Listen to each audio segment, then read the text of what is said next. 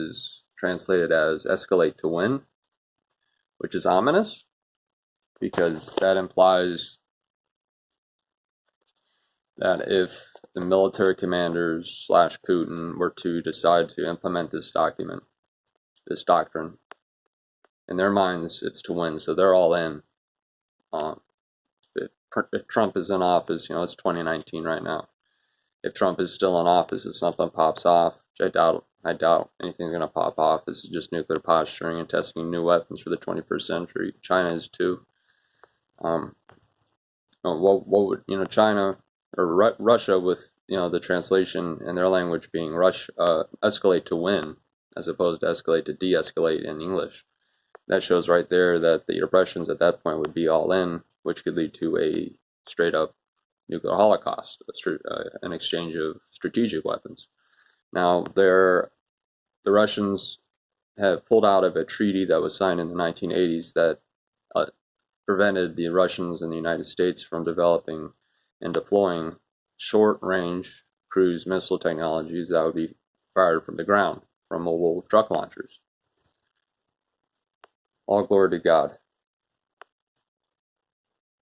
So they, for the last 15 years or so, they being the Russians, have been indeed researching deploying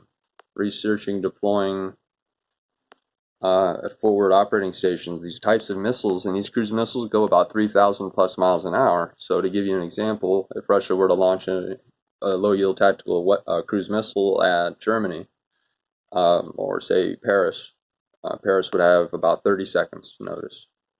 So they'd have 30 seconds before they were hit with a nuke, strategic or tactical, but in this case we're talking about low-yield tactical nukes. 30 seconds notice. If Washington, D.C. was hit by the conventional strategic arsenal that Russia has, Washington, D.C. would have about 20 minutes, just to give you an idea of the danger involved in using this approach that Russia is using. So now Trump has pulled out of the INF officially recently, the INF Treaty, International Nuclear Mid-Range, I don't know. It's called the INF Treaty, signed in the 80s during the end of the Cold War. And now the United States has been researching and deploying. Well, we've been researching and developing for years, because that was not prevented under the INF Treaty stipulations. Deployment was. Now we are deploying such weapons, just as Russia has been for 10 years, since 2008. Now the United States is deploying these weapons along Eastern Europe and in Western Europe as deterrence. And the new leaders of the United States military that have been brought up by President Trump they know what they're doing, and Trump lets the generals fight the wars rather than, like in Vietnam, and the politicians fought the wars. At least this has been the case thus far. He has still yet to be seen what he's going to do regarding Iran.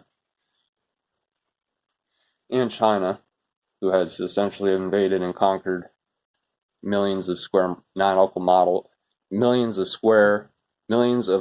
square miles in the South China Sea. So he also wants to, and the admiral of the, I believe, 8th Fleet in Japan agrees, and the Marine Commandant agrees, and the new Defense Secretary agrees upon deployment of these short-range tactical nuclear weapons and weapon systems. They can also hold conventional military ordnance, but it's interchangeable with cruise missiles, guidable, that travel at thousands and thousands of miles per hour. I believe hypersonic, if I recall correctly, maybe 6,000 miles an hour. I'm not sure. Pretty scary. So the situation is too fluid, but just watch the news development coming out of Russia. It's pretty trippy. Alright, so Jody Roundhouse out. Please subscribe and hit the bell. Roundhouse Report.